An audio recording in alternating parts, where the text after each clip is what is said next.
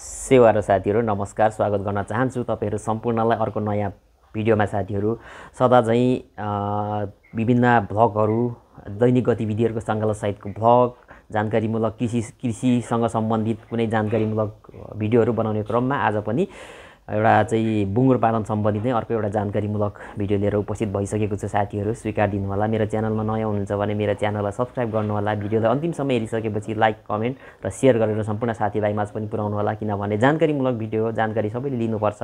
कतिलाई थाहा छ, कतिलाई थाहा छैन, बुङ्गुर पालन व्यवसाय सम्बन्धी पनि कुन कुन खालको रोग लाग्छन् भन्ने कुराहरू हुन्। रोग त धेरै खालको हुन्छन्। विशेष गरेर आज म चाहिँ तपाईँहरूलाई छोटोमा केही चाहिँ कस्तो भन्दाखेरि बुङ्गुरलाई प्राय भइरहने, बुङ्गुरमा प्राय आइरहने समस्या एक दुईवटा रोगहरूको बारेमा तपाईँलाई जानकारी गराउँछु। साथीहरू निरन्तर मसँग जोडेर रहनुहोला तपाईँहरू भन्दै म चाहिँ विषयवस्तुमा केन्द्रित हुन चाहन्छु। विशेष गरेर आज चाहिँ बुङ्गुरमा लाग्ने परजीवीहरू के हुन् भन्ने कुराहरू चाहिँ तपाईँहरूलाई जानकारी गराउँछु। साथीहरू परजीवी चाहिँ दुई खालको हुन्छन्, आन्तरिक र बाह्य परजीवी। अब आन्तरिक परजीवी भन्नाले चाहिँ शरीरको भित्री भागमा रहेर बुङ्गुरको शरीरलाई आक्रमण गरिरहन्छ भने त्यो चाहिँ आन्तरिक परजीवी हो। र जुन चाहिँ बुङ्गुरको चाहिँ शरीरभन्दा बाहिर रहेर आक्रमण गरिरहन्छ भने त्यो चाहिँ बाह्य परजीवी हो। साथीहरू यसबारे केही छोटकरीमा कुरा गर्छु तपाईँहरूसँग। र सबभन्दा पहिले चाहिँ म आन्तरिक परजीवीकै बारेमा कुरा गर्छु। आन्तरिक परजीवीमा जुका जम्मा दुई खालको हुन्छन्, गोलो जुका र फिते जुका। गोलो जुका लाग्दाखेरि चाहिँ कस्तो हुन्छ भन्दाखेरि प्रारम्भिक चरणमा खानाहरू नखाने र रक्त अल्पता हुने यस्तो चिजहरू पनि हुन्छन्। र झ्याउरे लुते देखिने यावत कुराहरू हुन्छन्। रक्त अल्पता हुँदाखेरि कस्तो हुन्छ त तपाईँहरूलाई पहिलेको भिडियोहरू पनि भनेको छु। आवश्यक पर्दा म पुनः अर्को यस्तो भिडियोहरू पनि बनाउने छु। साथीहरू र फिते जुका लाग्दाखेरि चाहिँ कस्तो हुन्छ भन्दाखेरि चाहिँ साथीहरू शरीरका रौँहरू जिरिङ्गै पर्ने, पेट फुल्ने, सुनिने, पेट पुरै सुनिने त्यस्तो खालको हुन्छ। साथीहरू र चाहिँ रक्त अल्पता पनि हुन्छ, त्यस्तै झ्याउरेहरू देखिन्छ। लगभग लक्षणहरू उस्तै हुन्छन् गोलो जुका र फिते जुकामा। तर फिते जुका चाहिँ अलिक खतरनाक हो, गोलो जुकाभन्दा पनि अलिक खतरनाक हो। यो लक्षण एउटै भए तापनि यो चाहिँ के भन्छ बुङ्गुरबाट मान्छेमा पनि सर्न सक्ने प्रबल सम्भावनाहरू हुन्छन्। साथीहरू त्यसकारण मान्छेले एकदम सावधानी अपनाउनुपर्छ। सकेसम्म बुङ्गुरको खोरलाई धेरै सफा गर्ने, सकेसम्म ज्यादातर सफा गर्ने, फोहोरहरू हुनै नदिने। अब जति गर्दा नि सफा तर रहँदैन त बुङ्गुरको खोर हो, तैपनि सकेसम्म एकदम सफा गर्ने। र बुङ्गुरको खोरमा काम गरिसकेपछि, सरसफाइ गरिसकेपछि, बुङ्गुरलाई छोइसकेपछि आफूले सफा पानीले, साबुन पानीले हात धुने, सेनिटाइजरहरूको प्रयोग गर्ने, अन्य त्यस्तो कुनै त्यस्तो विकल्पहरू नअपनाउने हो भने चाहिँ मान्छेमा पनि यो सर्छ र मान्छेमा पनि गहिरो असर पुर्याउन सक्छ। साथीहरू त्यसकारण सावधानी भन्ने कुरा चाहिँ अपनाउनुपर्छ। कुनै पनि काम गर्दाखेरि सेफ्टी फर्स्ट भन्छ नि साथीहरू, त्यो चाहिँ हुनुपर्छ। त्यसरी काम गर्ने हो भने चाहिँ यसबाट चाहिँ हुनसक्ने खतरा चाहिँ एकदम न्यून हुनसक्छ। यसरी हो साथीहरू। र यो चाहिँ कस्तो भने गोलो जुका र फिते जुकाको उपचार भन्नु नै नियमित रूपमा जुकाको औषधि खुवाइरहनु हो। बुङ्गुरलाई लागेको छैन भने पनि खुवाइरहने हो। 2 महिना 3 महिनामा चाहिँ मान्छेले विचार गरेर उसको अवस्थालाई हेरेर खुवाइरहने हो। यदि चाहिँ नियमित महिना दिनमा खुवाउँछु म चाहिँ यसरी खुवाउँदाखेरि चाहिँ अब यो समस्या आइहाल्ने सम्भावना चाहिँ रहँदैन। साथीहरू योभन्दा अरू यसको चाहिँ अब बचाउने भनेको चाहिँ सरसफाइ हो। योबाट बचाउनको लागि चाहिँ र यसबाट छुटाउनको लागि चाहिँ यस विरुद्धको औषधि नै हो। औषधि खुवाउनु नै के भन्छ उत्तम उपाय हो। साथीहरू र अर्को अब चाहिँ यो चाहिँ भयो आन्तरिक परजीवी। साथीहरू जसको शरीरभित्र रहेर बुङ्गुरको शरीरलाई चाहिँ आक्रमण गरिरहन्छ, यो भयो। अब चाहिँ बाह्य परजीवीहरू। साथीहरू बाह्य परजीवीहरू त धेरै खालको हुन सक्छन्। जस्तै झिँगा पनि बाह्य परजीवी हो, लामखुट्टे त बाह्य परजीवी भयो नै, र अरू थुप्रै चिजहरू छन्। तर विशेष गरेर चाहिँ साथीहरू बाह्य परजीवीमा लुतोले चाहिँ एकदम असर पार्छ बुङ्गुरलाई।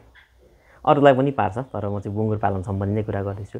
र यो लुतो आउँदाखेरि चाहिँ बुङ्गुरले के गर्छ भन्दाखेरि यसलाई असाध्यै चिलाउँछ। यसको जिउ पुरै चिलाउँछ, आँखा चिलाउँछ, कान र घाँटी चिलाउँछ, यो कान आँखाको वरिपरि चिलाउँछ र चाहिँ यसको जिउ एकदम चिलाएपछि चाहिँ यसले जताततै धस्रिएर कन्याउँछ। यो खोरको वालहरूमा धस्रिएर चाहिँ रौँहरू सबै झर्ने तरिकाले त्यस्तो साह्रो फिलिने गरेर पनि यसले चाहिँ के भन्छ आफ्नो जिउलाई चाहिँ कन्याउँछ, धसारेर कन्याउँछ। किनभने उसलाई अरू विकल्प हुँदैन, अनि मान्छेले चाहिँ हातले कन्याइन्छ, उसको त्यो विकल्प हुँदैन।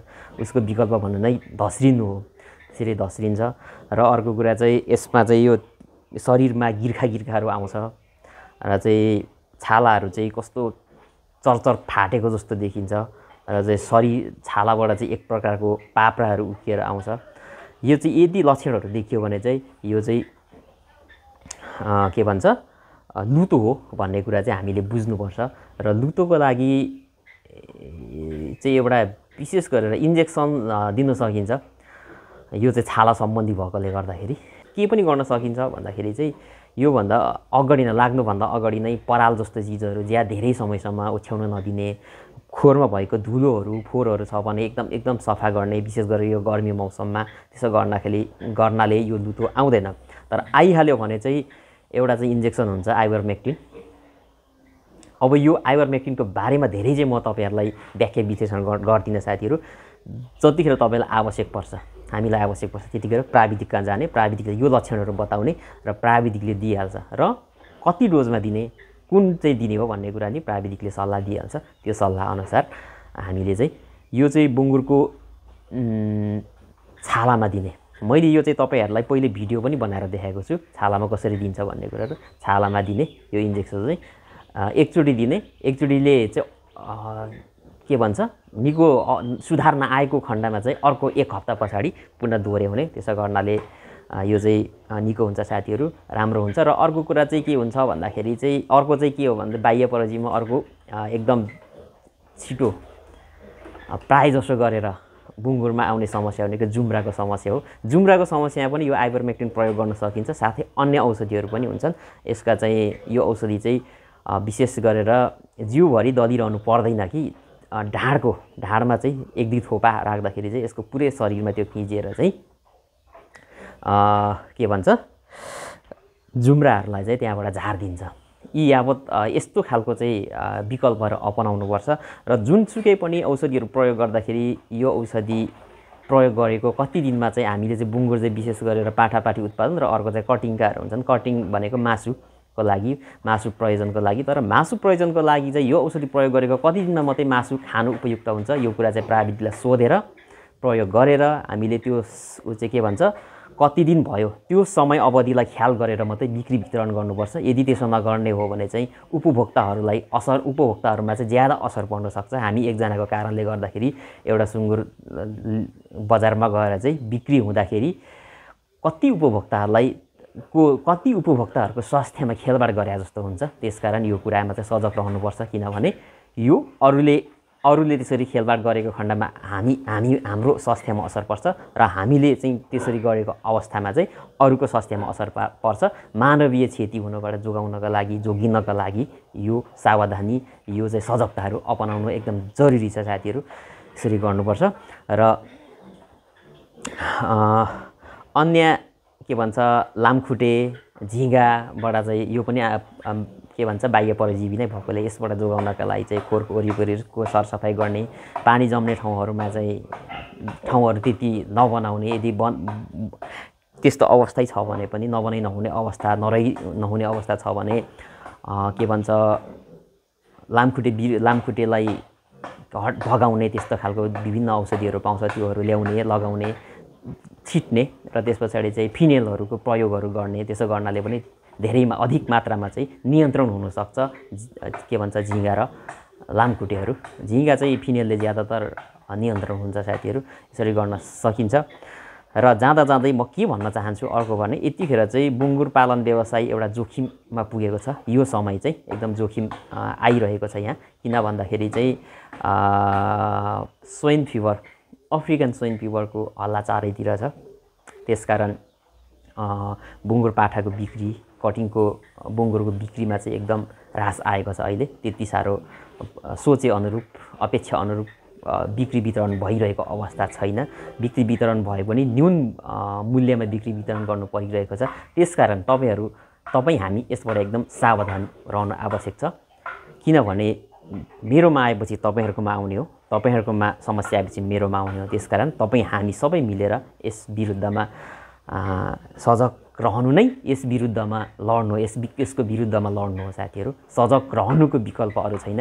किनभने अफ्रिकन स्वाइन फिभरको कुनै भ्याक्सिन पनि छैन र लागेपछि उपचार पनि छैन। त्यसकारण सावधानी अपनाउनु नै उत्तम उपाय हो साथीहरू भन्दै आजको यस छोटो जानकारीमूलक भिडियोलाई अन्त्य गर्न चाहन्छु। साथीहरू हेरेर साथ दिनुभएकोमा तपाईँहरूलाई धेरै धेरै हृदयदेखि नै धन्यवाद दिन चाहन्छु। र मेरो च्यानलमा नयाँ हुनुहुन्छ भने मेरो च्यानललाई सब्सक्राइब गर्नुहोला। भिडियोलाई हेरिसक्नुभयो भने लाइक, कमेन्ट र सेयर गर्नुहोला। र कुनै जिज्ञासाहरू छन् भने, विभिन्न खालको जिज्ञासाहरू हुनसक्छ, जिज्ञासाहरू छन् भने कमेन्ट बक्समा लेख्न सक्नुहुन्छ। म चाहिँ यसको चाहिँ तपाईँहरूको जिज्ञासाहरू मेटाउने हरदम कोसिस गर्नेछु साथीहरू भन्दै बिदा हुन चाहन्छु। सेवारो, नमस्कार।